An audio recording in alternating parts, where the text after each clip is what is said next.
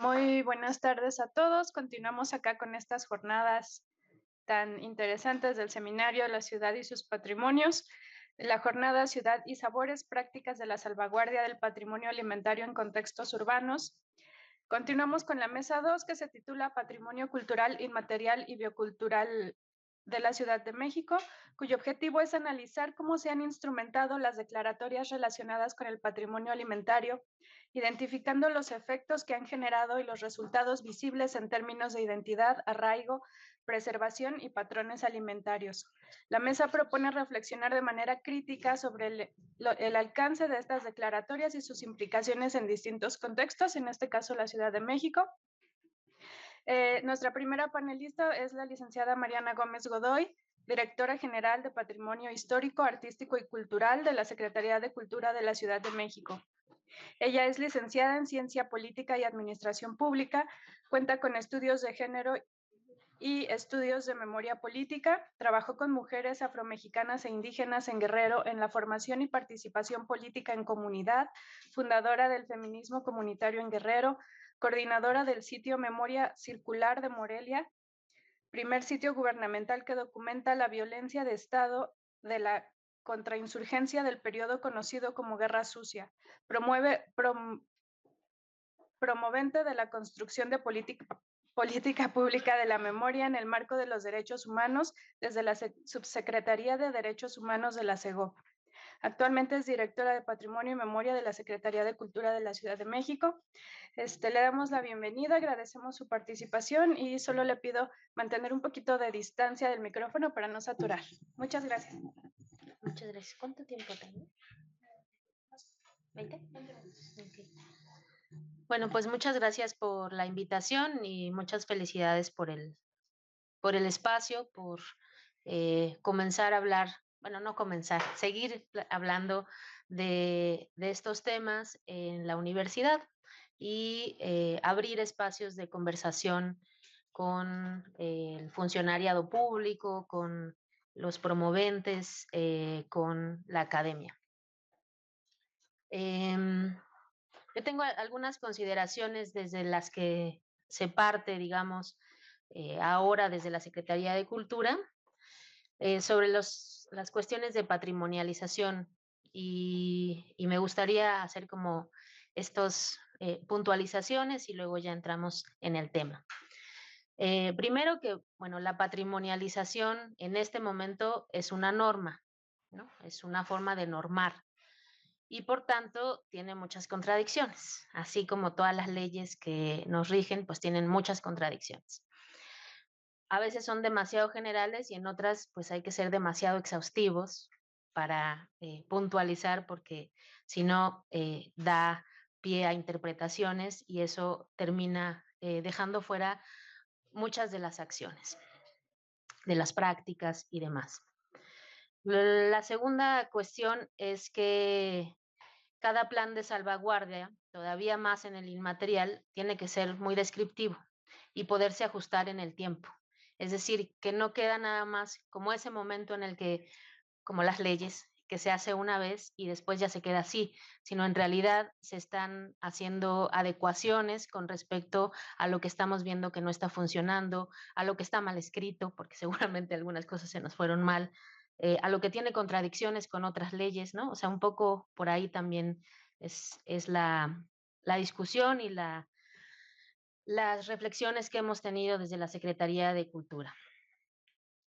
En ese sentido, digamos que el plan de salvaguarda sería esta, digamos, como especificidad que se hace, no sé, en tipo lineamientos y demás, y en general, lo general es la ley. En ese sentido, vamos también ahí haciendo esta metáfora con la ley. La tercera afirmación es que no hay consensos. Nosotros muchas veces creemos que lo que para nosotros tiene un gran valor debería tenerlo para el resto de la sociedad y eso no es cierto. No tenemos consensos, tenemos distintos criterios de valor.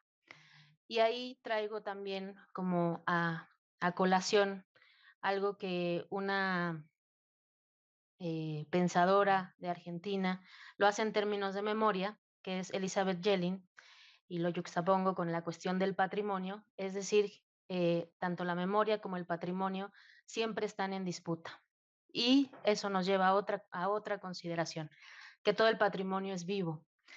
No tenemos consensos, todo está en disputa y podemos poner cualquier ejemplo que ustedes quieran, Teotihuacán, o sea, las cosas que creemos que ya son inamovibles y que todos creemos que eso debería preservarse, em, conservarse, divulgarse y demás. Les aseguro que absolutamente todos tienen un conflicto.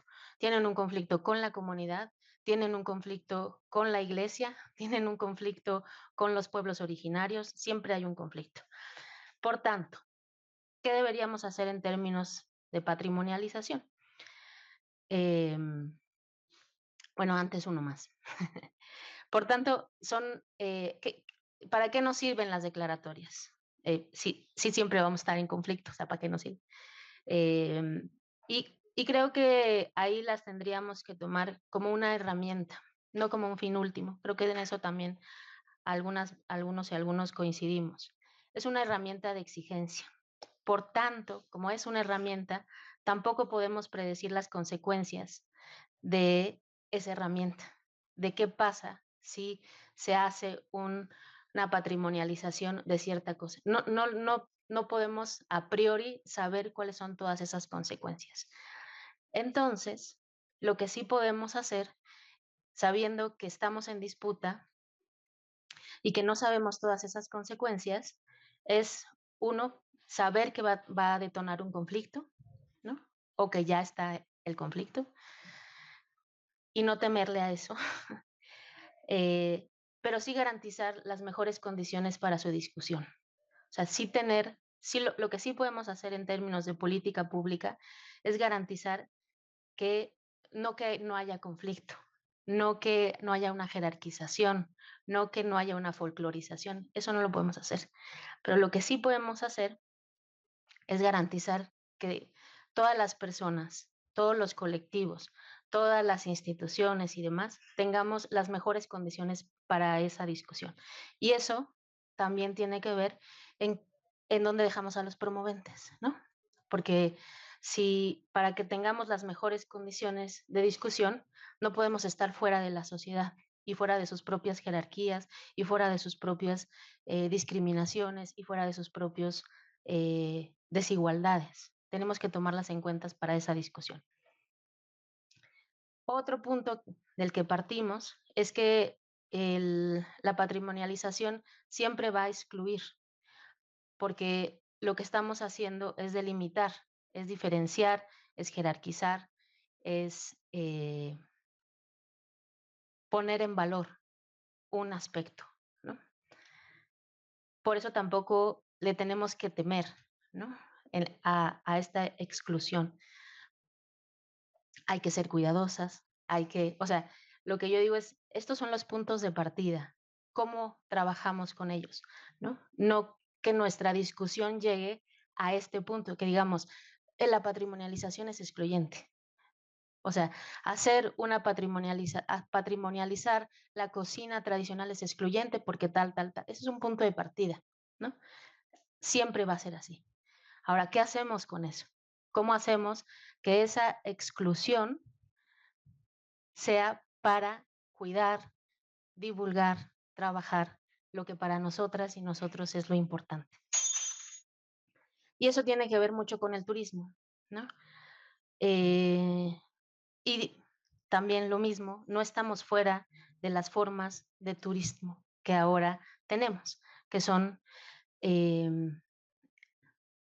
bueno, también está en discusión la cuestión del turismo, tampoco es que sea la única, ¿no? Pero que es bastante extractivista, que es folcloricista, no sé, ¿no?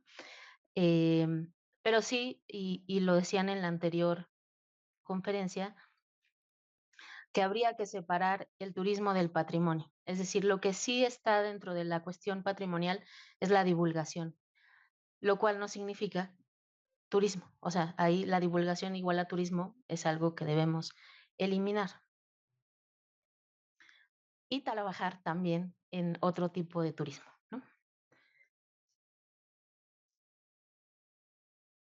Entonces, no tiene que ver tanto en qué se patrimonializa o si hacemos una lista o si patrimonializamos todo o despatrimonializamos todo, sino tiene que ver desde nuestro punto de vista con el proceso social. Y en ese sentido, eh, la visión desde la Secretaría de Cultura es no solo ver la cuestión de los promoventes, sino la sociedad que lo cobija. Es decir, en muchas ocasiones esta cuestión del patrimonio sale de los propios promoventes y ahí hay que tener mucho cuidado, cuidar a los promoventes, cuidar la cuestión de la patrimonialización y una de las cuestiones de la divulgación y de la difusión y demás es trabajar con la sociedad en su conjunto. En todo esto que no estamos exentos. O sea, la cuestión de la jerarquización, la banalización, el turismo extractivista y demás. Es, es parte intrínseca, ¿no? De la cuestión del patrimonio. Yo digo, lo que hay que hacer es que ese sea nuestro punto de partida y no lleguemos al momento del plan de salvaguarda y digamos, híjole, es que no nos dimos cuenta que estábamos jerarquizando, es que no nos dimos cuenta que estábamos excluyendo, es que no nos dimos, no, o sea, ese tiene que ser nuestro punto de partida. Y en ese sentido, también eh, el patrimonio, así como los derechos, así como la vida social, no está independiente una cosa de otra. No es que patrimonialicemos y entonces se separaba a los promoventes de su tradición o se hizo la tradición y luego se hizo patrimonio. No, o sea, está todo interconectado. En el caso de la cocina y en la parte culinaria no es la excepción. En la cuestión de la cocina, tenemos que ver tanto el cuidado de los productos, el sistema de producción, la selección de semillas, la buena calidad de los productos de origen animal, los procesos en la cadena de distribución, la oferta culinaria en sí tiene varias vertientes y hay que verlas todas. La oferta culinaria por la que se paga, aquella que está destinada a la vida cotidiana, hay muchos intermediarios, y todo esto tiene que ver con la riqueza de una práctica culinaria siempre cambiante, que eso es algo que tenemos que saber desde que lo patrimonializamos. Todo patrimonio es vivo, aunque ahí siempre vamos a encontrar en la cuestión del patrimonio a quienes no nos gusta que se alteren las cosas, a quienes nos gusta que se queden así, bonitas, así como las conocimos, que se ponga así su, su mole con su ajonjolí y así, ¿no?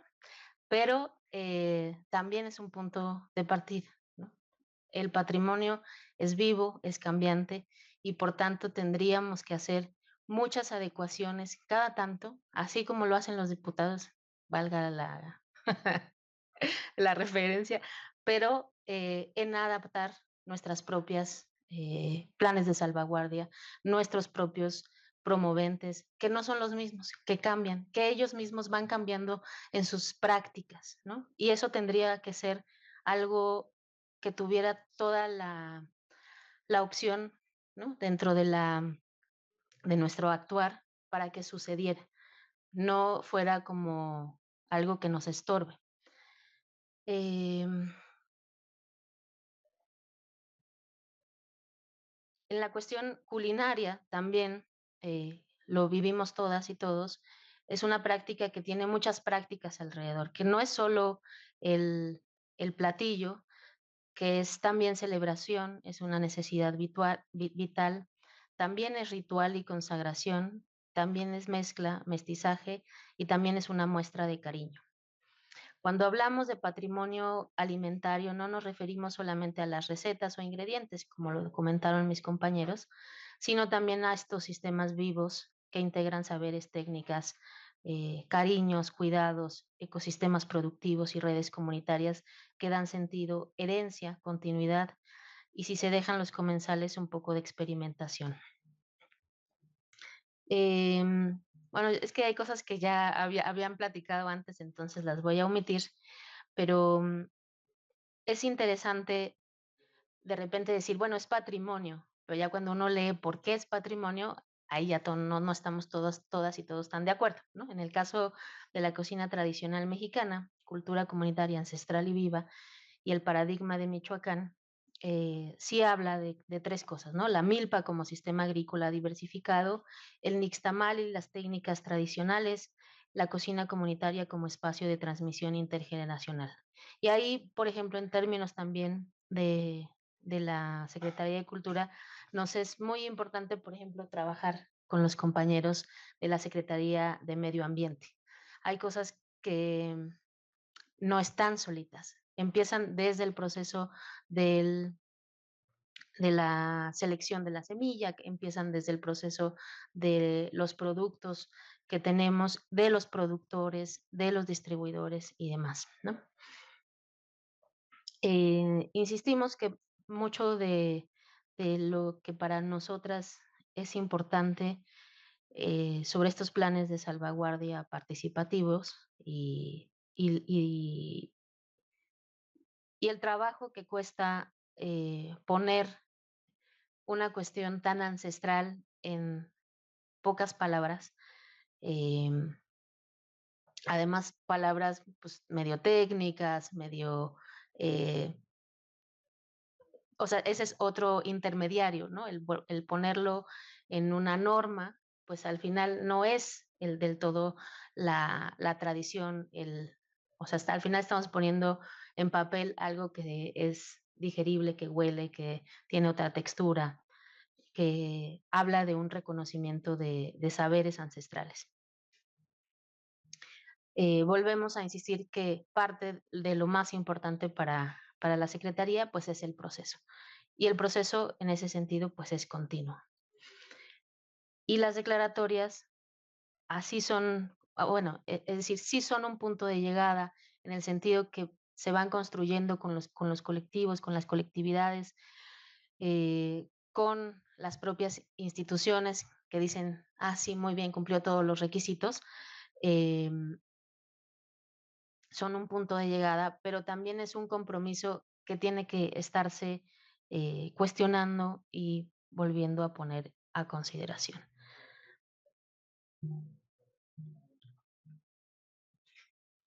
Mm,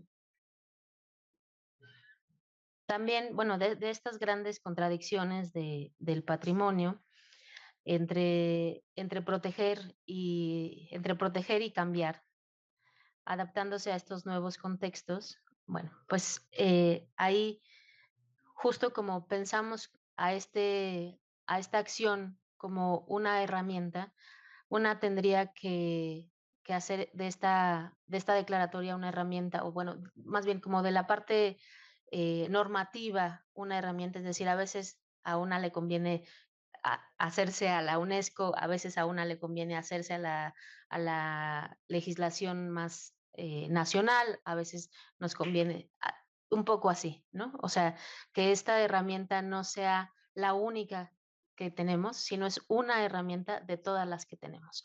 Entonces, ahí tenemos que ser muy eh, avispadas y avispados en saber que a veces la patrimonialización no nos va a ayudar para los fines que tenemos. O sea, eso también hay que tener claridad. No, la patrimonialización no es la única herramienta que tenemos o una declaratoria, pues, ¿no? O sea, ahí eh, lo sabrá también muy bien Carlos. De repente funciona la declaratoria de patrimonio y a veces te funciona la otra declaratoria de patrimonio, ¿no?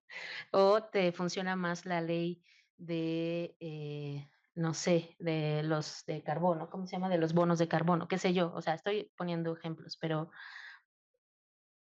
también tampoco darle todo a la declaratoria. Es decir, ahí se va una parte, nos ayuda, nos puede poner en valor una parte importante de nuestra identidad, de nuestro quehacer y demás, pero no es lo único. Eso tiene que estar en consonancia y en relación con muchas otras actividades como la actividad humana misma, pues. Por ejemplo, les puedo compartir que hay una,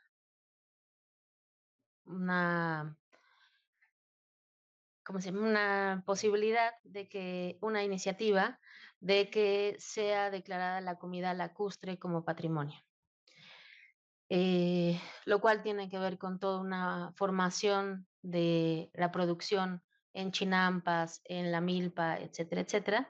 Y es como todas las declaratorias, aparte de que seguramente hay distintas versiones de esta comida, hay una cosa que se está pensando también sobre productos que ahorita están en peligro de extinción y están protegidos, como es el ajolote, ¿no? O sea, entonces ahí también hay se va a hacer un conflicto, pues eso es un conflicto y una valoración y una jerarquización de, pues, si el animalito está en peligro de extinción, pero hay un patrimonio que también, o sea, sin un ingrediente tan importante y vital como es el ajolote, pues, ¿a qué vas a ver eso? ¿No? Pero em, es, es un conflicto y yo insisto al cual no hay que darle la vuelta, o sea, tampoco es como, bueno, entonces ya no hay que declarar nada, así, porque no existe, ¿no?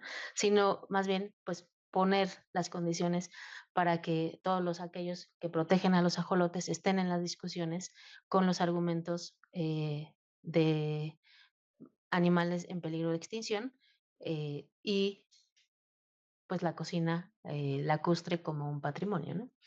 Esas son como de las discusiones que, que nos gustaría dejar aquí y, y como los puntos que a nuestro parecer son los puntos de partida que debemos tener antes de cualquier discusión.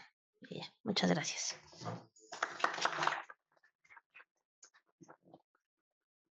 Muchas gracias, Mariana. Creo que es muy importante dar continuidad con esa mesa a la que tuvimos anteriormente y hablar de estas normativas que están en construcción en el ámbito internacional y que también en el ámbito nacional y ver estos ejemplos de cómo se van a aplicar, cómo se instrumentalizan en el día a día en estas comunidades. O sea, la realidad es muy distinta a lo que se ve desde la norma, ¿no? Sus alcances, sus desventajas y sus retos. Ahora continuamos con el licenciado Carlos Emilio McKinley Clausen, espero haberlo dicho bien, director ejecutivo de la Zona Patrimonial Mundial Natural y Cultural en Xochimilco, Tláhuac y Milpa Alta. Es licenciado en Ciencias Políticas y Administración Pública por la UNAM, con un diplomado para guías generales de turistas por la ENA. Entre 2015 y 2018 fue jefe de Unidad Departamental de Promoción Turística de la Dirección de Desarrollo Económico Sustentable y Fomento Cooperativo, perteneciente a la Dirección General de Medio Ambiente y Desarrollo Sustentable de la Delegación Tlalpan. Desde 2019 colabora en la Dirección Ejecutiva de la Zona Patrimonio Mundial Natural y Cultural de la Humanidad en Xochimilco, Tláhuac y Milpa Alta, perteneciente a la Dirección General de Recursos Naturales y Desarrollo Rural de la Secretaría del Medio Ambiente del Gobierno de la Ciudad de México, primero como subdirector del Patrimonio de los Recursos Naturales y Declaratorias de Tláhuac y actualmente como director ejecutivo. Te damos la palabra, Carlos.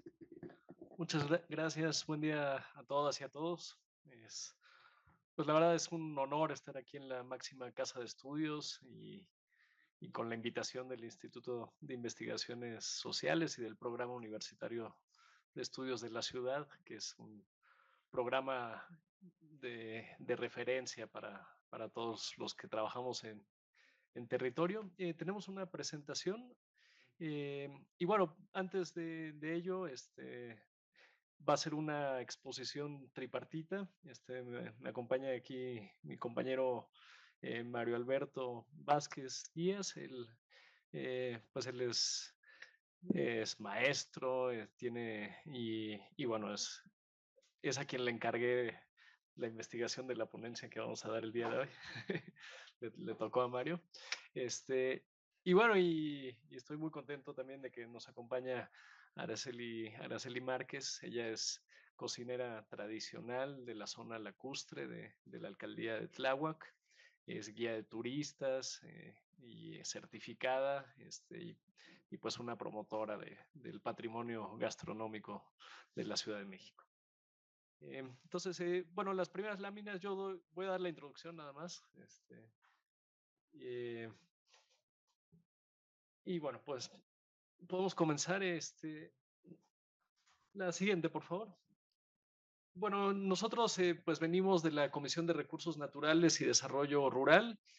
Somos una dirección general de la Secretaría del Medio Ambiente de la Ciudad de México. Y bueno, y nuestra misión es preservar lo que se llama suelo de conservación, que es más de la mitad del territorio de la Ciudad de México. Y pues es un territorio vital para la ciudad, ¿no? Porque es ahí donde pues se infiltra el agua que consumimos. El 70% del agua que tenemos en la ciudad viene de los mantos acuíferos todavía, el restante de otras fuentes como el Cutzamala, el sistema Lerma, pero pues brinda muchos servicios ecosistémicos, tanto en la parte rural como en la parte de sus bosques, pastizales y humedales. Así que tenemos pues tres grandes orientaciones desde la Corena DR, que es la preservación de los recursos naturales, el apoyo a la producción agrícola y también pues la conservación del patrimonio de los pueblos originarios. Aquí si pasamos a la siguiente, pues bueno, a la dirección que encabezo, pues nos toca lo que es atender lo que es la zona lacustre y las zonas chinamperas, la cuenca baja, ¿no? Y pues es una zona que tiene múltiples reconocimientos, decretos, nombramientos, declaratorias. Y vamos a pasar rápido algunas de ellas. La siguiente, por favor. Pues este es el polígono reconocido por la UNESCO. Está integrado por 12 pueblos originarios, 6 de Xochimilco, 5 de Tláhuac. Esto es muy importante porque normalmente cuando uno piensa en las zonas chinamperas solo reconocemos Xochimilco, ¿no? E inicialmente la declaratoria así es, ¿no? Centro Histórico de México y Xochimilco. Pero ya en el plano oficial también de la UNESCO, pues se reconoce estas zonas chinamperas. Y también hay un pueblo de Milpaltas, San Antonio Tecomitl, que tiene su origen en esta zona lacustre. Es una zona de monumentos históricos por el INAH. Seguramente es la zona de monumentos históricos más grande en extensión del país. La siguiente. Bueno, hay algunas, ahí me cambiaron la presentación, pero bueno, cuenta con 4 áreas naturales protegidas, ejidos de Xochimilco y San Gregorio Atlapulco, bosque de Tláhuac, el área natural protegida de Tempiluli y la última a nivel federal, que es el área natural protegida del lago Tláhuac-Jico. También es un área de importancia para la conservación de las aves. Siguiente. Es un humedal de importancia internacional, como dice la Convención Ramsar. Y en esta me voy a detener un poquito porque desde 2017 la FAO, que es la Oficina de las Naciones Unidas para la Alimentación y la Agricultura, reconoció como CIPAM, como sistema importante del patrimonio agrícola mundial, al sistema tradicional chinampero, ¿no? A este sistema productivo. Y bueno, pues tenemos 6 zonas chinamperas. ¿Alguien las conoce las 6 de aquí del público? ¿No? Bueno, tenemos en Xochimilco tenemos Xochimilco y sus barrios, San Gregorio Atlapulco y San Luis Tlaxcaltemalco. En el caso de Tláhuac tenemos la zona chinampera de San Pedro Tláhuac, la de San Andrés Mixquic y San Nicolás Tetelco. En México hay 3 CIPAM, 3 sistemas importantes del patrimonio agrícola mundial, que es la milpa yucateca, el sistema de Metepantles de Tlaxcala, que son estos terraceos, pero con maguey, y bueno, y el sistema chinampero. Entonces, esto es importante mencionarlo porque Un tema del cual queremos partir en esta presentación, pues es el sujeto fuente de todos los alimentos, que es el agricultor, el campesino, el productor, ¿no? No nos podemos olvidar de ellos, ni tampoco de los sistemas productivos. Aquí en la Ciudad de México tenemos milpa, tenemos chinampa y tenemos terrazas. Entonces, ahorita van a ver alguna imagen. Eh, pero también, por ejemplo, está reconocido el amaranto como patrimonio cultural de la Ciudad de México por el gobierno de la ciudad. Eh, y tenemos los olivos centenarios, que hace poco, ahí en San Juan Ixtayopan, en Tláhuac, eh, tuvimos hace un par de años, nos tocó ser sede virtual del concurso de árboles patrimoniales de olivo, ¿no? Y bueno, los que tenemos aquí en San Juan Ixtayopan son centenarios, muy posiblemente desde 1500 tengan algunos de estos árboles. Vamos pronto a presentar ya el catálogo en el mes de noviembre. Eh, y bueno, pues vamos a también hacer toda una estrategia para conservarlos y reproducirlos, porque nosotros entregamos pues muchos árboles, ¿no? Entonces, pues quería también pues el tema son las políticas de salvaguarda. Desde el gobierno de la Ciudad de México, pues identifico a tres básicas, que es el programa El Tepet Bienestar, que desde 2019 tiene un presupuesto de más de 1,000 millones de pesos. Y esto nos permitió ya tener un programa de alcance universal a todas las productoras y productores del suelo de conservación. Y bueno, además de los rubros de preservación de los recursos naturales, el rescate del vivero, que por ejemplo el vivero lo recibimos produciendo 280,000 plantas y ya lo llevamos a más de 10 millones, ¿no? Antes también, pues, mucho de este recurso bajaba a través de las organizaciones campesinas y pues ahora no, es un apoyo directo. Tenemos todos los apoyos están geoposicionados, entonces sabemos dónde están las parcelas de cada productor. Son más de 8,000 productores los que se benefician de este programa y bueno, pues ante la pérdida del suelo de conservación es bien importante pues este programa social. Y, y bueno, y no solo estamos trabajando en la cuenca baja, sino que en esta visión de cuenca también nos fuimos a la zona alta. Y ahí tenemos una maravilla que son las terrazas productivas. Gran parte de los cerros, desde Xochimilco, principalmente en Milpa Alta y una parte de Tláhuac, y hasta del lado de Iztapalapa, en la Sierra Santa Catarina y el Cerro de la Estrella, tienen pues estos terraceos. Y la verdad que haber hecho terrazas en una extensión de tantos kilómetros cuadrados, más de 1,800 hectáreas, es lo que tenemos ahorita. Pues fue un trabajo tan importante como hacer chinampas, ¿no? La verdad que pues es lo que les comentamos. Aquí nos ha ayudado mucho la directora general, Mariana, y su equipo. Nos han guiado desde el inicio que trabajamos esta declaratoria, y en efecto, pues el tener la declaratoria pues es solo un paso, ¿no? Que nos tomó un par de años, y yo creía que ya con eso ya quedaban salvaguardadas las terrazas, pero no. Estamos ahorita con el plan de manejo y salvaguarda, vamos con todos los núcleos agrarios, con los pequeños productores, a las universidades. Ahora, por ejemplo, nos va a apoyar la Facultad de Arquitectura del Paisaje, la Facultad de Arquitectura con la carrera de Arquitectura del Paisaje,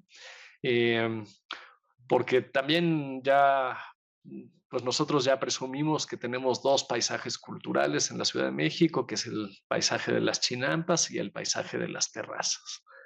Pues bueno, esto sería un poco de la introducción que quería comentarles.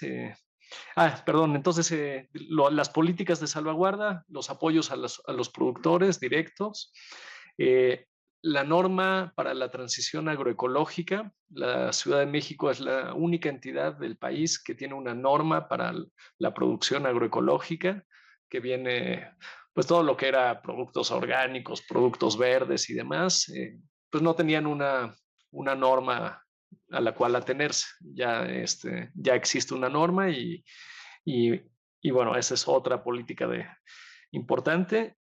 Y la última, pues es esta del el reconocer a los sistemas productivos como patrimonio de la ciudad, ¿no? Entonces, pues, sí, creo que ya no hay otra que me tocaba, ya van las tuyas, ¿verdad, Mario? Pues esa sería la introducción. Adelante, Mario, gracias.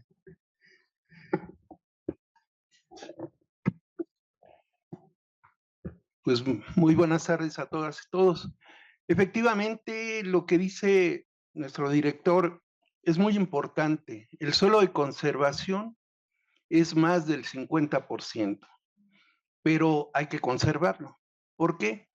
Decíamos nosotros que todo esto que está en esa imagen eran nuestros grandes lagos: Zumpango, Texcoco, Jaltocan, Chalco, Xochimilco. Pero ¿qué pasó con ellos, no? Vean ustedes una imagen por ahí de Google Earth o de Google Maps y compárenlas.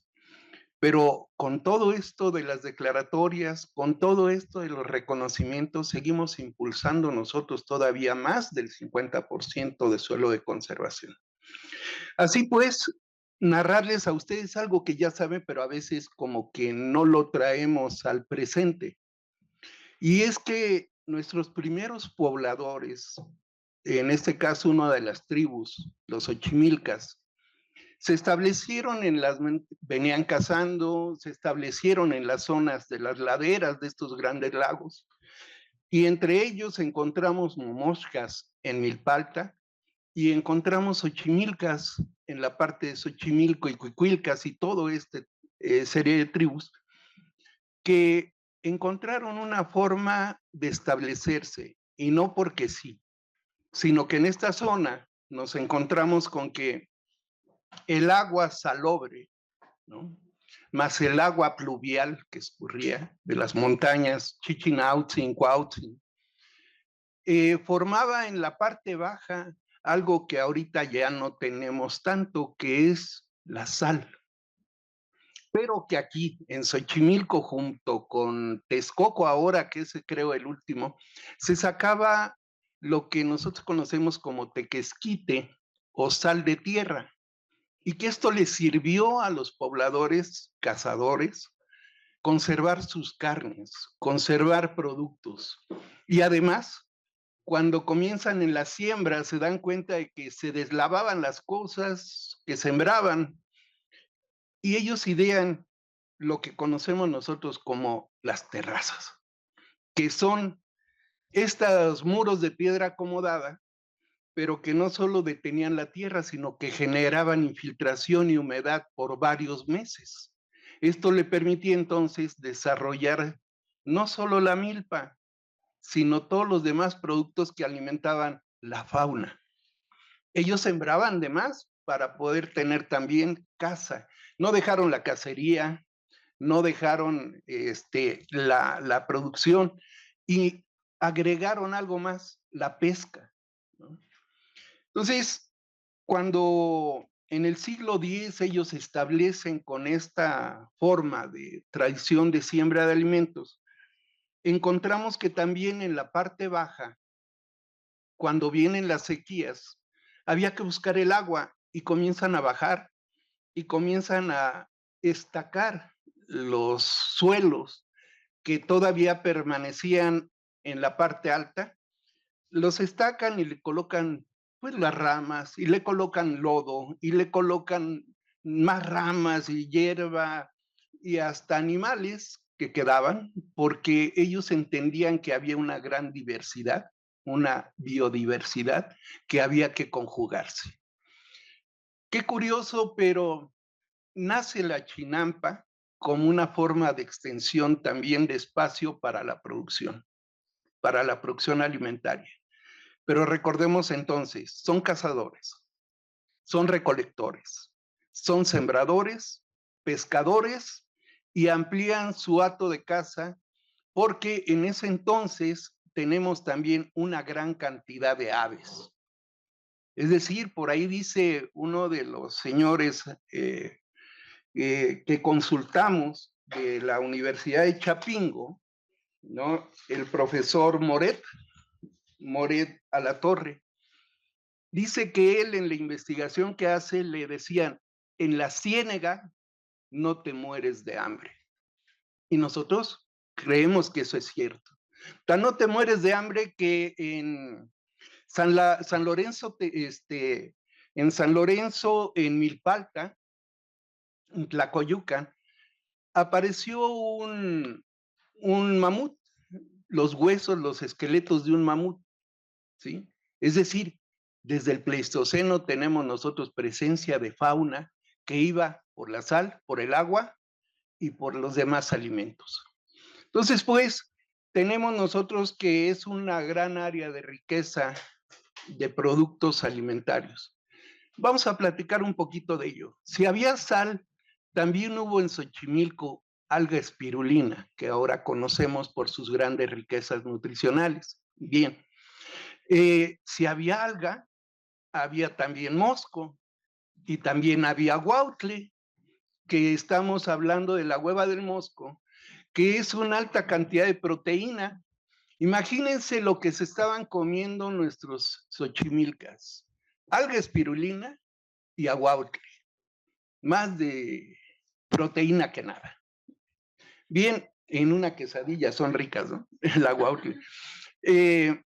Si nosotros seguimos explorando, decimos, sí, hubo una gran riqueza, pero cuando viene el proceso de organización y desorganización, cuando llega la conquista, nos encontramos con que, si bien estaba normado en el lago por los diferentes pueblos, en este caso las tres alianzas que había entre el centro Tenochtitlan, Tlatelolco y Texcoco, estaba normado y documentado. Hay inclusive un códice que manda a hacer Cuauhtémoc, donde dice, de aquí para acá te toca a ti, de aquí para acá me toca a mí, y el lago era atendido y trabajado de manera organizada.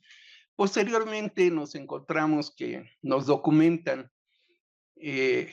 según el códice Buturini, que se incrementó tanto esta cacería de patos, esta pesca, que inclusive hasta nuestros días llega el nombre de un gran mercado de estos productores.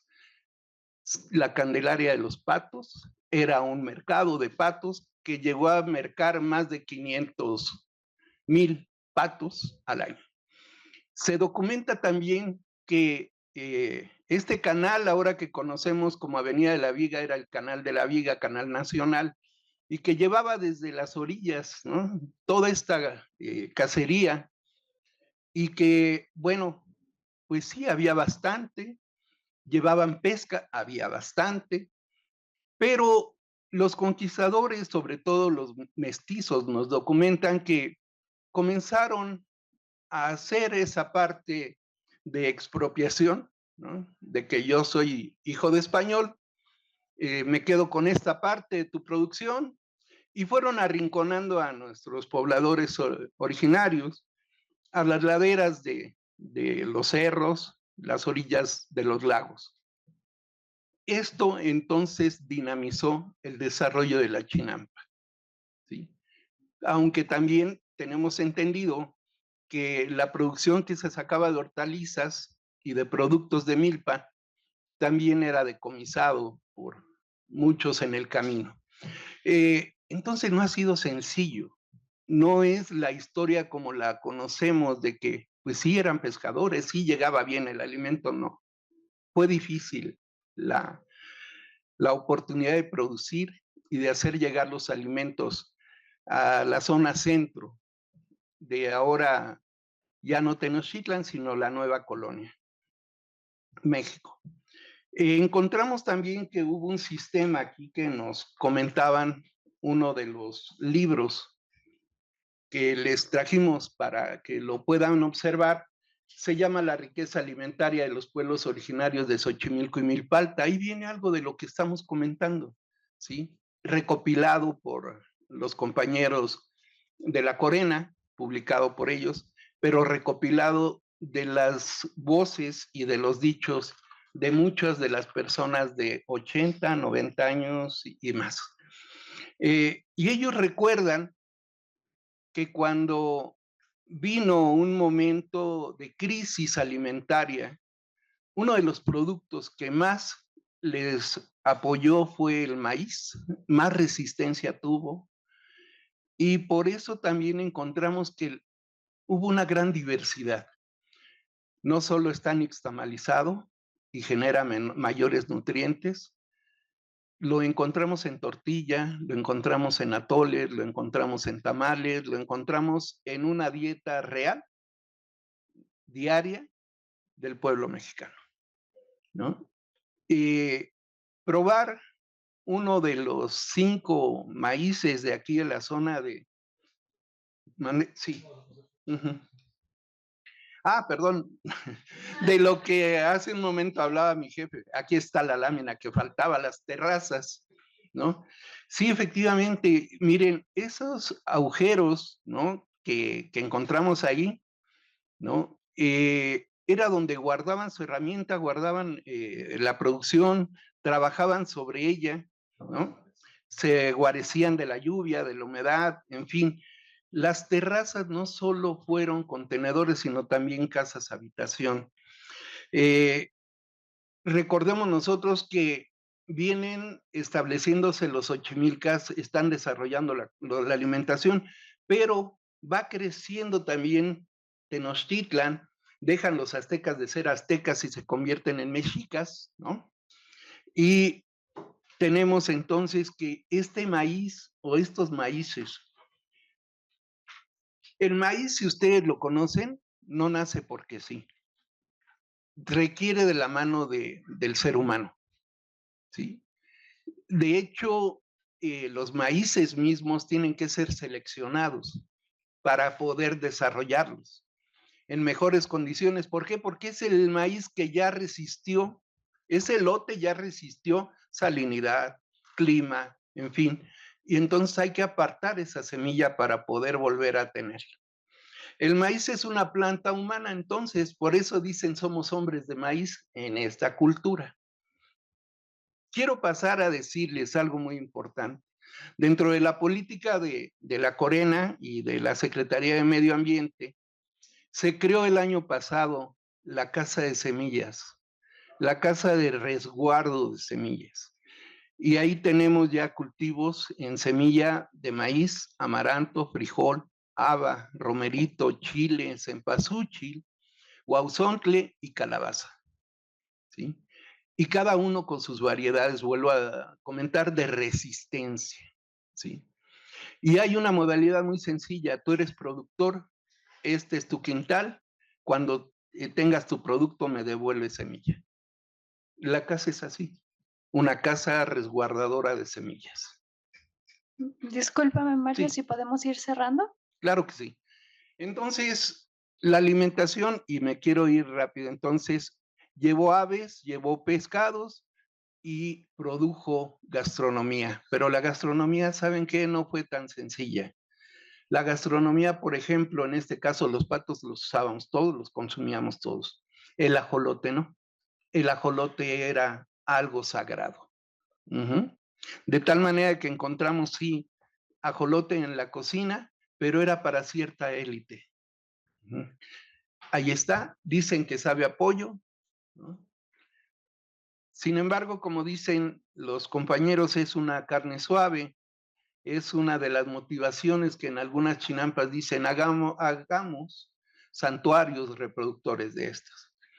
La gastronomía tradicional, entonces, como dicen los compañeros, la memoria histórica de la gastronomía en esta zona permanece gracias a las comunidades indígenas originarias. mucho de lo que acaban de decir anteriormente mis compañeros. Efectivamente hay una problemática actual muy fuerte. La presión urbana, la contaminación, el impacto del turismo y el cambio climático. Los retos, sí, se hace indispensable promover más acciones de fortalecimiento y reconocimiento de la importancia histórica, cultural de la gastronomía. Que la sociedad y las instituciones, sobre todo las nuevas generaciones, las escuelas, nos comprometamos con la difusión de la memoria histórica, que aún conserva la tradición de la elaboración de la gastronomía local. ¿Sigue viva la memoria histórica? Sí, pero hay que ayudarla. Ya muchos de los compañeros vamos de salida. Debe haber una urgencia de relevo generacional. Generar los indicadores que permitan actualizar la información para realizar las obras de recuperación de escurrimientos, barrancas, zapantles, canales que confluyan en la zona productiva chinampera. Que se realicen obras de tratamiento y manejo de la calidad del agua y por ende de los ecosistemas. Difusión de la producción actual y los lugares de interés de la agrobiodiversidad de la zona patrimonio, con objeto de entenderlos, conservarlos y preservarlos. En fin, mucho de lo que los compañeros dijeron anteriormente, efectivamente, son retos para nosotros. Gracias.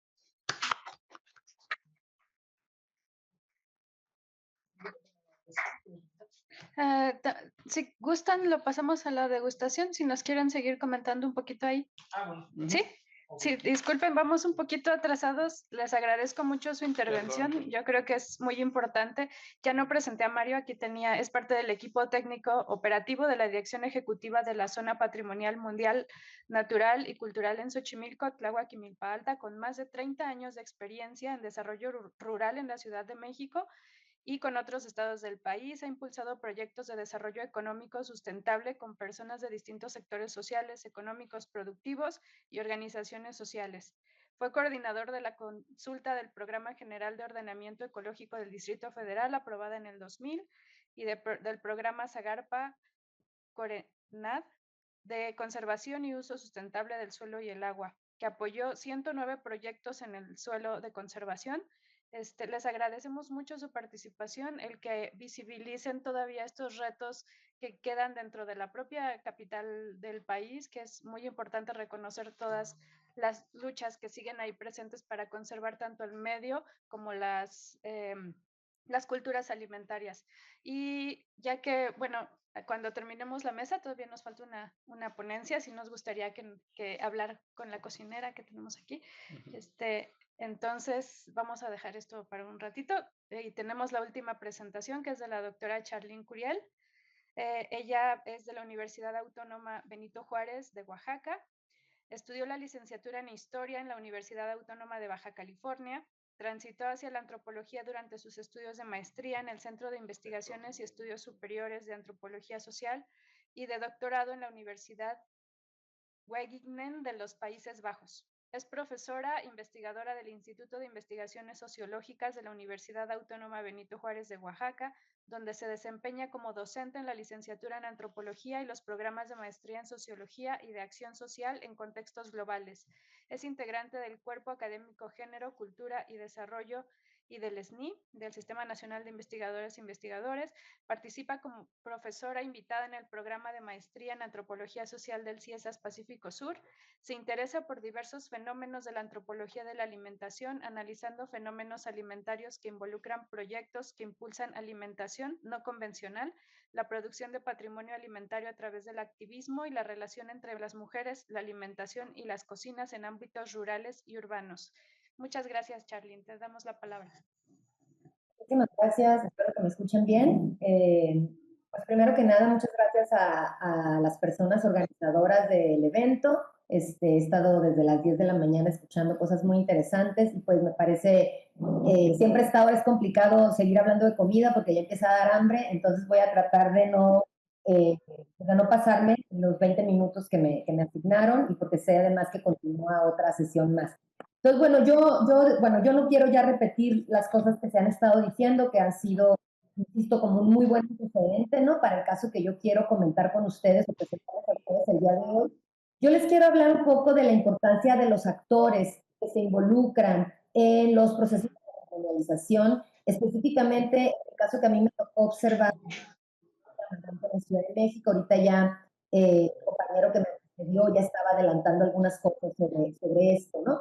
Y esto tiene mucho que ver justo con estas tensiones, ¿no? Que ya en la primera mesa se pusieron con este colega en Roma y con José Antonio sobre pues la producción de patrimonio pues desde arriba, es decir, cuando hay instancias, gobiernos, ¿no? Que se interesan en promover iniciativas patrimoniales y cuando hay iniciativas pues, que vienen desde abajo, ¿no? Que vienen desde las comunidades o que vienen de otros actores sociales que no necesariamente son el Estado, ¿no? Entonces, esto es un poco a lo que Suremain distingue, ¿no? Entre una patrimonialización también ordinaria, es decir, lo que las comunidades consideran es el patrimonio, que no necesariamente tiene que estar o pasar, ¿no? Por procesos o mecanismos de reconocimiento, y el patrimonio institucional, pues ya nos sucede, ¿no? La iniciativa patrimonial, el nombramiento, etcétera, como lo que sucedió con la cocina tradicional mexicana, que es lo que José Antonio nos estuvo comentando, ¿no? Entonces, bueno, cuando, digamos, para ambos tipos de procesos de patrimonialización, evidentemente hay una organización de agentes que son los que activan la comunión, ¿no? Y como hemos estado viendo en estos procesos, evidentemente se ponen en negociación, es decir, este no es un proceso en el que todo el mundo está de acuerdo, sino siempre es un proceso, sobre todo la antropología que en etnografiar, ¿no? Estos procesos, pues nos ha dado cuenta de que siempre son procesos que implican un montón de negociaciones, ¿no? Donde obviamente hay una dimensión de poder que no podemos, valga la redundancia, no podemos obviar, ¿no? Y que tiene que ver con discutir qué es lo que se va a poner, como decía hace ratito José Antonio, en la lista del patrimonio, ¿no? O qué es lo que estamos considerando que esto es patrimonio. Y esto va a implicar entonces negociaciones y debates en torno a nociones que parecen del sentido común, pero que en realidad, dependiendo del contexto histórico, político, de las comunidades, de los actores, se van semantizando de distinta manera, ¿no? Como la autenticidad, lo ancestral, lo originario, lo auténtico, lo tradicional, ¿no? Entonces, en ese sentido, pues la idea de patrimonio alimentario nos habla, yo acá estoy retomando la noción, digamos, la definición o la propuesta que nos hace la colega del Instituto de Investigaciones Antropológicas, Sara Bageler Corona y otros en un libro que tiene publicado al respecto del patrimonio alimentario,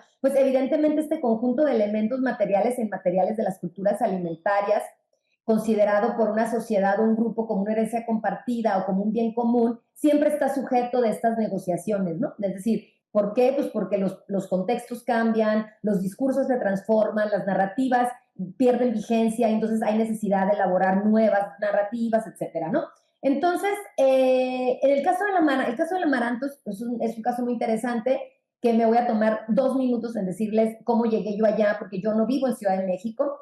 Yo en realidad estaba trabajando aquí en la ciudad de Oaxaca con una organización de la sociedad civil que estaba promoviendo la introducción del amaranto en comunidades campesinas de las regiones mixteca y de los valles centrales. El hecho de seguir un poco los pasos de esta organización y estar viendo cómo iban conformándose redes de productores, transformadores, y que iban ahí elaborando, digamos, productos con base en el amaranto, me llevó a acompañarles a la Ciudad de México en varias ocasiones a distintos eventos que hubo y que ahorita les voy a platicar de qué trataron, ¿no? Entonces, un poco yo por eso es que termino trabajando este fenómeno de cómo se da la patrimonialización o la iniciativa patrimonial del amaranto allá en la Ciudad de México, ¿no? Mi trabajo en Oaxaca con el amaranto es muy diferente, no tiene que ver con esto, ¿no? Pero bueno, como ya nos había adelantado el compañero que me antecedió, pues el amaranto forma parte de la dieta de las sociedades mesoamericanas, eso está probado con evidencia, es decir, hay mucho estudio de especialistas, ¿no? En el México prehispánico, pues que nos hablan de la importancia que el amaranto tenía en la dieta de los antiguos mexicanos, ¿no? Y que era pues un cereal, digamos, una semilla, pues también con su dimensión simbólica, cultural, etcétera, ¿no? Entonces, bueno, eso lo damos todo el mundo aquí por sentado, lo cual es muy importante reconocerlo, ¿no? Sin embargo, pues también pasó el amaranto durante el proceso de la colonización, pues como muchas plantas, digamos, y muchas y muchas cosas que se comían antes de la llegada de la colonización europea, pues pasó a marginarse, ¿no? Es decir, pasó a un campo, perdió la centralidad que tenía y pues por mucho tiempo el amaranto fue un grano marginado pues digamos, de la alimentación convencional o de la dieta mexicana, ¿no? Esto pasó por muchas razones. Hay toda una elaboración ahí muy interesante del discurso de la prohibición, ¿no? De parte de los españoles del cultivo y del consumo del amaranto. Sin embargo, no hay particulares evidencias históricas que permitan afirmar, ¿no? Que eso realmente sucedió. Pero lo que sí es cierto es que justamente pues el amaranto, como muchas otras plantas, sufrieron, y no solo en Mesoamérica, sino también en el sur del continente, pues perdieron su interés, ¿no? Para los nuevos mercados alimentarios, pues que la colonia vino aquí a tratar de impulsar usando las tierras que estaba conquistando, pues para ponerlas al servicio de productos que sí estaban teniendo, pues tenían un mercado pues para los colonos y pues para Europa, ¿no? Entonces el amaranto termina un poco marginado hasta, no me voy a detener mucho en la historia, pero hay toda una historia alrededor de cómo empezó a desarrollarse el interés otra vez por el amaranto y el astronauta Rodolfo Neri Vera juega un papel ahí muy interesante. Pero bueno, la cosa está en que hace 15, 16 años empezó a formarse un grupo, o sea, es decir, empezó a haber, ¿no? O sea, intereses que se empezaron como a encontrar, ¿no? Entre académicas, académicos, personas que trabajan cuestiones de agronomía, cuestiones que trabajan el amaranto como desde pues laboratorios, ¿no? Descubriendo pues sus propiedades, ¿no? Todo lo que aporta a la nutrición, lo que aporta a la alimentación, a las dietas.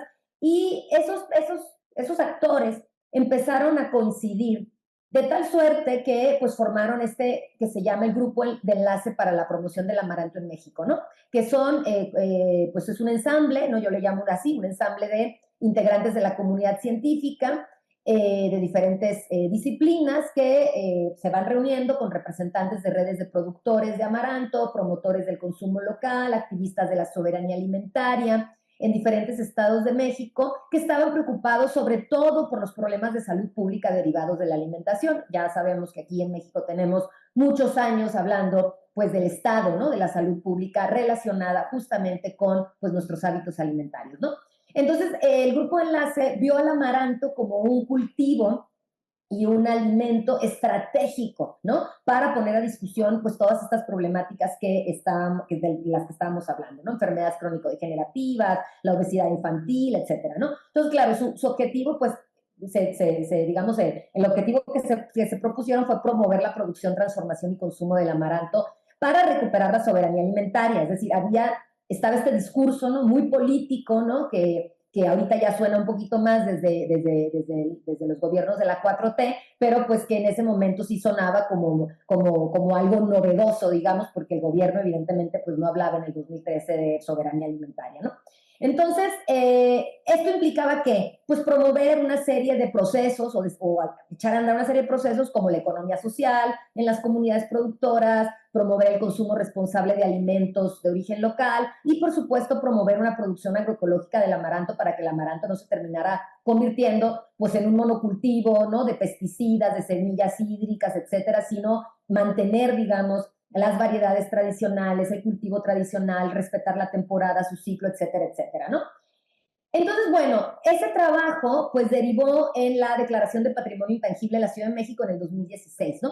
Que a mí en ese tiempo pues me toca estar yendo a la Ciudad de México, acompañando aquí a los actores que también participan del Grupo de Enlace, ¿no? Porque el Grupo de Enlace, como decía al principio, también tiene grupos de productores de diferentes estados amaranteros, ¿no? Como Hidalgo, como San Luis Potosí, Tlaxcala, Puebla, Oaxaca, por supuesto. Entonces, bueno, pues yo acompañándoles aquí a la comitiva oaxaqueña, pues me tocaba ver estos eventos, ¿no? Estuvimos en Cámara de Diputados, o sea, hubo varios eventos que me tocó a mí observar, y entonces esta declaración de patrimonio intangible se da en un escenario, estaba creo que Miguel Ángel Mancera era el jefe de gobierno, y se da en un escenario, ¿no? De fiesta cultural, ¿no? En donde son estas fiestas que no sé si se siguen haciendo en Ciudad de México, que son estas fiestas de las culturas indígenas, pueblos y barrios originarios, ¿no?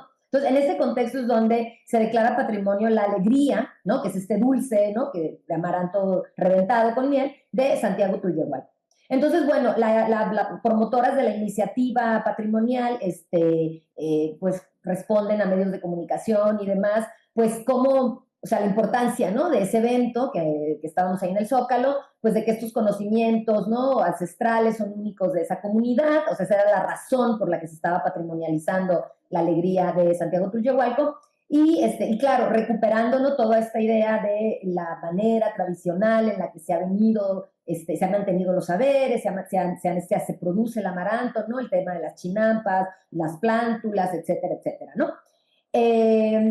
Entonces, bueno, a partir de ahí empieza a generarse toda una discusión en medios de comunicación y demás alrededor del amaranto, es decir, el amaranto se convierte, hay un año incluso en el que listas anglosajonas lo convierten en superfood, ¿no? Una cosa que le había pasado a la quinoa unos años antes, para el caso de Bolivia, pero que de repente aparece el amaranto como un superfood, ¿no? Entonces, bueno, de repente también empezamos a ver, ¿no? Que se empieza a hablar del amaranto en medios de comunicación, se va a Tullehualco a entrevistar a personas, ¿no? Que están ahí, productores, campesinas, etcétera, y un poco esta narrativa, ¿no? De el grano marginado, digamos, el rescate, ¿no? Etcétera, ¿no?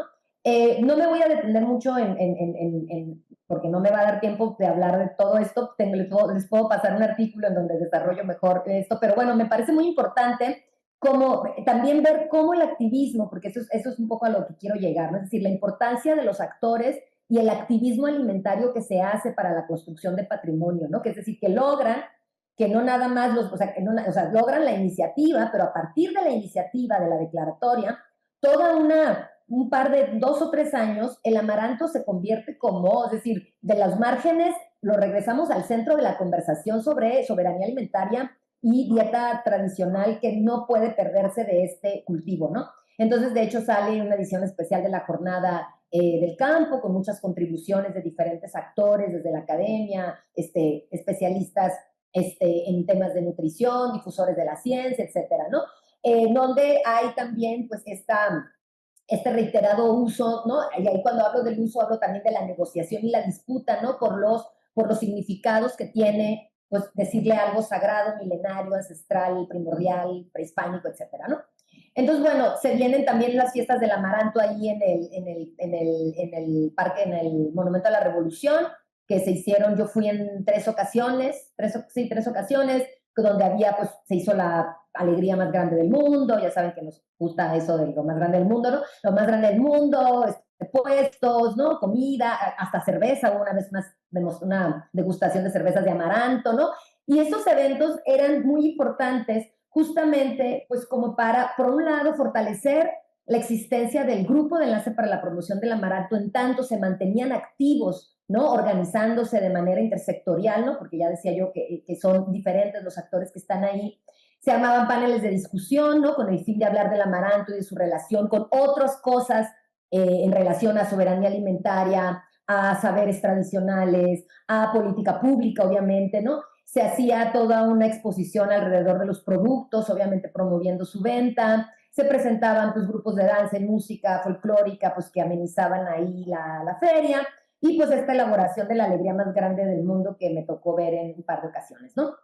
Entonces, esto conlleva nombramiento además, es decir, yo insisto en que la declaratoria de la iniciativa patrimonial en Ciudad de México desata, ¿no? Toda una serie de cosas, porque luego el 15 de octubre, en el 2017, se nombra, digamos, en un evento que hubo en la Universidad Autónoma de Chapingo, el Día Nacional del Amaranto, en esta Feria Nacional de la Cultura Rural que organizan en Chapingo, no sé si todavía lo siguen haciendo, pero antes de la pandemia la hacían a cada año, ¿no? Entonces, se establece el 15 de octubre como el Día Nacional del Amaranto, pues para reconocer la importancia, ¿no? Cultural, ecológica, social, agrícola, alimentaria, obviamente, pues que tiene este grano, este alimento, y pues digamos, todo lo que dice en términos de nuestra riqueza y diversidad gastronómica, cultural, tradicional, etcétera, estableciendo un vínculo, evidentemente, con una época prehispánica, ¿no? En donde nos relacionamos, digamos, a través de un cultivo, pues, con culturas previas a la colonización, ¿no? Y en el 2018 el director de la Segalmex, pues en un evento realizado justo en San Luis Potosí, pues incluye al amaranto en la canasta básica, ¿no? Y de hecho, muy interesante el discurso, ¿no? Ahí está en la diapositiva, no lo voy a leer, pero me gusta, o sea, es decir, la idea de que 400 años de olvido terminaban ese día, ¿no? Es decir, este cultivo, ¿no? Este grano ancestral, milenario, prehispánico, etcétera, que había sido marginado por el proceso de colonización, pues estaba ya siendo incluido en la canasta básica a partir de 2018, y eso implicaba, no me voy a atender en eso, pero implicaba una serie de, digamos, una política pública, ¿no? Para que se mejorara la producción, transformación, promover el consumo, etcétera, ¿no? Entonces, bueno, ya con esto voy a ir cerrando. Los eventos alimentarios a mí me parecen súper importantes para entender las iniciativas patrimoniales y los procesos de patrimonialización, justamente porque son los lugares en los que uno como antropóloga, ¿no? Es decir, no sé si esto sucede con otras disciplinas, pero una como antropóloga pues puede ver ahí los aspectos simbólicos y discursivos y los objetos materiales que, o sea, es decir, así se va produciendo un patrimonio, ¿no? En términos como de la conformación de los actores, la conformación de los escenarios, la conformación de los sujetos, las narrativas que se ponen a disputa y en discusión, y que fue, en el caso del amaranto, pues produciendo un alimento, digamos, al amaranto como un alimento indígena, ¿no? Entonces, esto sucede, pues evidentemente, adaptando, reinterpretando, descontextualizando, reactualizando, pues ciertos aspectos que producen patrimonio que se materializan justamente en eventos alimentarios y en contenidos, obviamente, de medios de comunicación que terminan un poco cubriendo estos eventos alimentarios también, ¿no? En estos eventos, pues fue muy importante, ¿no? Justamente conectar a la población con elementos y aspectos de los que más que siempre, que son muy reiterados, ¿no? Cuando hablamos, pues, de nuestra historia, de nuestro origen común, de nuestro pasado mesoamericano, ¿no? Entonces, bueno, había en medio como de toda esta venta, compraventa, etcétera, de amaranto, exposiciones, paneles de discusión, pues una serie de elementos simbólicos pues muy interesantes de analizar y no perder de vista, pues para entender la importancia que tienen, ¿no? En justamente la construcción de un escenario que va llevando y va siendo parte de un proceso que duró mucho tiempo, ¿no? Porque estamos hablando de que el Grupo Enlace se forma en el 2013, pero antes de que se formara ya había mucha gente interesada, ¿no?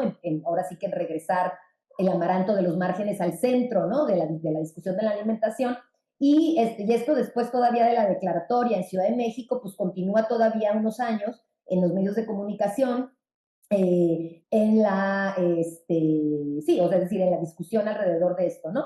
Entonces, bueno, creo yo que el caso de la declaratoria del patrimonio del amaranto como patrimonio intangible de la Ciudad de México nos permite ver justamente cómo el patrimonio cultural, y regreso a la colega de antropológicas ahí de la UNAM, Sara Bach-Geller y otros, cómo el patrimonio cultural es una construcción política y social de la memoria colectiva y ante todo una toma de posición con respecto al otro, ¿no?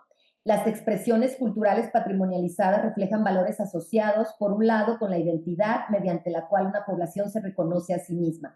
Entonces, creo yo que nos da, es decir, la iniciativa patrimonial del amaranto nos permite también considerar, ¿no?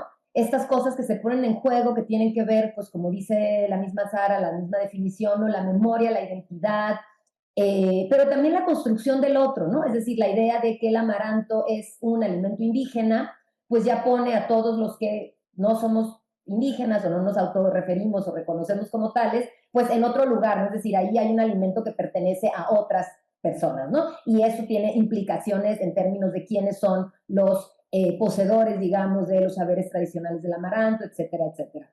Entonces, yo con esto terminaría.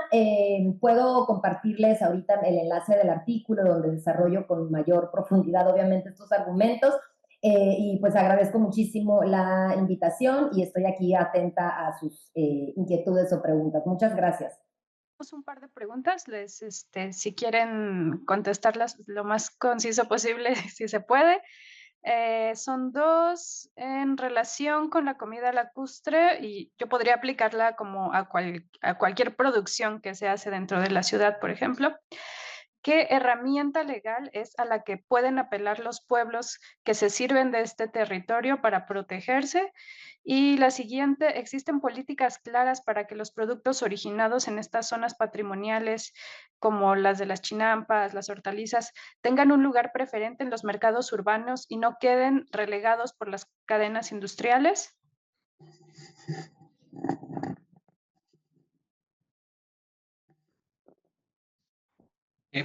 Bueno, empezamos por la segunda pregunta. El tema de la comercialización es básico, ¿no? Porque a veces deja de ser rentable la producción. Uno de los grandes retos del campo a nivel mundial es el relevo generacional. Cada vez hay menos jóvenes que están en el campo y afortunadamente pues están aquí en las universidades, ¿no?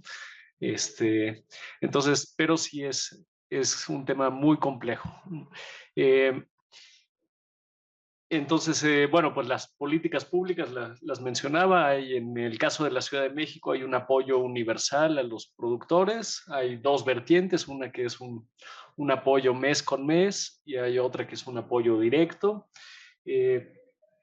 Está pues la norma agroecológica, precisamente que les comentaba, busca eso, ¿no? Darle un valor agregado a la producción, que ya se sepa que es un producto que pues no trae ningún agroquímico, se conoce la trazabilidad, y, y bueno, y también tenemos, como comentaba Mario, la casa de semillas, por ejemplo, ahí nosotros tenemos el laboratorio que me faltó hacerles la invitación a que conozcan a la Comisión de Recursos Naturales y Desarrollo Rural. Se puede visitar la casa de semillas, el ajolotario, el humedal de reproducción de plantas acuáticas. Y ahí pues nosotros hacemos estudios de transgenes con el ARN. Eh, entonces, pues sabemos que no son productos, el maíz que se cultiva no tiene transgenes modificados genéticamente, ¿no? Y bueno, no sé la otra pregunta. No, la de las becas nada más para los jóvenes construyendo el futuro. Bueno, sí, estamos, por ejemplo, para enfrentar este tema del relevo generacional, apoyándonos mucho en el programa federal de Jóvenes Construyendo el Futuro. Y bueno, y hay otras iniciativas como más adelante viene la escuela chinampera y hay pues sí hay jóvenes que les están entrando. Sabemos que el tema de combatir el cambio climático y la tecnología, por ejemplo, ahora nosotros tenemos drones agrícolas que pues también le llaman la atención a los chicos, ¿no? Y ya los productores ya los exigen que se haga que se haga uso de estos drones porque también ayudan, ¿no? Y pues la otra pregunta era... La primera, sí, existe la acuaponia, ¿no? Entonces, en cualquier sitio se puede hacer o reproducir el estilo chinampero, ¿no? No necesariamente en tierra, la acuaponia en PVC en algunos casos, ¿no? Los nutrientes y todo esto que se maneja como sustratos, pues tienden a sustituirse por otros nutrientes para las plantas. Sí se puede reproducir la técnica, ¿no? En la ciudad. Yo creo que debiera. Olvidamos algo rápidamente, olvidamos algo. Antes nuestra abuelita nos decía, ve a la maceta y corta un poco de pasote porque voy a hacer chilaquiles o frijoles. Eso hay que regresar a tener en la mano porque eso nos ayuda en la cuestión alimentaria. Gracias. Sí, pues también decir que están varias instituciones en términos de herramientas legales, pues está la Secretaría de Cultura que tiene esta comisión intersecretarial, que es donde se hacen las declaratorias de patrimonio, que en el caso de Corena también está esta, digamos, como área específica sobre patrimonio y es como como una serie de vías que institucionalmente hay, ¿no? También hay opciones. Gracias. Charlene, ¿quieres agregar algo? No, bueno, nada más, yo más bien, fíjate que más bien les haría una pregunta a ustedes, porque yo no les seguí dando, o sea, yo no seguí trabajando el tema en la Ciudad de México, entonces no sé si alguien del panel sabe qué está pasando con, pues a partir de este proceso que yo les platiqué, del que yo pude dar cuenta, pero ya en los últimos años, ¿qué ha estado pasando con la producción de amaranto en la zona amarantera de ahí del sur de la Ciudad de México? Ustedes saben pues cómo están las organizaciones, qué han estado haciendo, si esta iniciativa, finalmente esta declaratoria, les hizo pues algún sentido, mejoró algo, está, no sé, es decir, yo sé que hay otros colegas trabajando esto desde el campo, digamos, desde la academia, pero sí, si hay alguien ahí que está en el gobierno de la Ciudad de México que nos pudiera comentar un poco, pues, qué es lo que están observando ahora mismo sobre los productores de amaranto allá.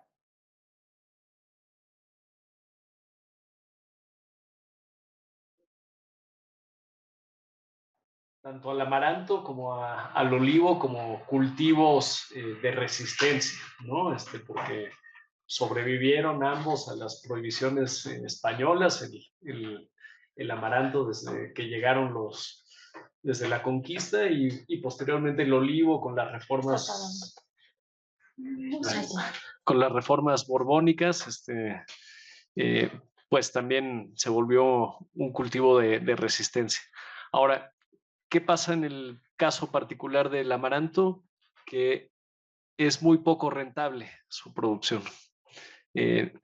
Es mucho más económico comprarlo en la central de abastos que producirlo, ¿no? Y bueno, es una pena porque aún con el programa social donde pues puedes recibir de 5,000 pesos mensuales, me parece que es 6,000 pesos mensuales, que está pensado un poco en lo que recibiría un productor si vende su tierra, si la vende para, pues para vivienda, ¿no? Que alguien necesite vivienda, pues todo el mundo voltea al suelo de conservación. Entonces, o bien se le paga pues lo que es el equivalente a la producción, pero es complejo el tema de la producción por la rentabilidad económica, aunque haya pues muchos apoyos en la comercialización y demás. Sin embargo, pues bueno, está la feria del amaranto y del olivo, como pues una feria ya muy posicionada y también en Tulyehualco. Y bueno, y pues desde la Corena DR también fomentamos nosotros trabajamos con los campesinos a través de las comunidades de aprendizaje campesino, donde se reúnen por paraje o por tipo de producción y ellos desarrollan pues un programa de trabajo para fortalecer sus unidades productivas. Entonces, hay comunidades de aprendizaje campesino específicas de amaranteros. Sin embargo, pues sí es un cultivo que necesita todavía más apoyo y pues adquirir un valor agregado más importante. Si me permite, en relación a la cocina, si nosotros cuando hablamos de amaranto solamente lo relacionamos en una barrita energética, esa es otra situación también que impide que nosotros demos otros usos en la cocina. Creo que debe de haber una mayor difusión en cómo utilizarlo en la cocina. Asimismo, hablaba el licenciado Carlos de la aceituna. En los pueblos originarios de Tláhuac todavía se sigue preservando esta cocina tradicional con aceituna en un tamal, en una carne, en un caldito, lleva aceitunas. Igualmente el amaranto lo tuestan y lo hacen harina para poder hacer un atole, para poder hacer tamales, para poder mezclarlo para un enharinado en lugar de harina de trigo, para un capeado, en fin, tiene muchos usos, pero están solamente en locales. Necesitamos como darle mayor difusión para que de alguna manera podamos verlo de una manera diferente, más productiva y que esté presente en las cocinas. Perdón, y se me pasaba, pero pueden consultar la colección de libros Altépetl y toda la colección de libros de plantas medicinales en el repositorio cultural Altépetl. Así entonces, pues están todas las publicaciones para que los puedan visualizar. Y el tema de las plantas medicinales fue también muy importante. Si me dejas cerrarle nada más, ¿sí? Solo una reflexión. Ojo, amaranto chino, central de abastos, o en la Merced. Amaranto de Puebla, con riego, en la central de abastos y la Merced. En el caso de Tulyehualco, tu amaranto solo es Tulyehualco.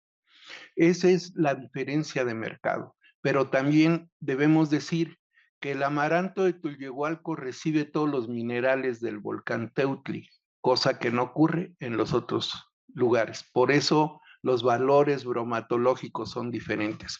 ¿Tiene un valor adicional? Sí. El amaranto de Xochimilco. ¿Algo más? Bueno, muchas gracias a todos por compartirnos estas experiencias que están ahí directamente con los productores, que es algo muy importante, y visibilizar todo el trabajo que se está haciendo. Les agradecemos su colaboración. Yo creo que damos otro receso de 5 minutos y los invitamos a que se queden a la última mesa, a la degustación, en donde espero nos puedan seguir platicando de todo esto que ustedes hacen en el día a día. Gracias.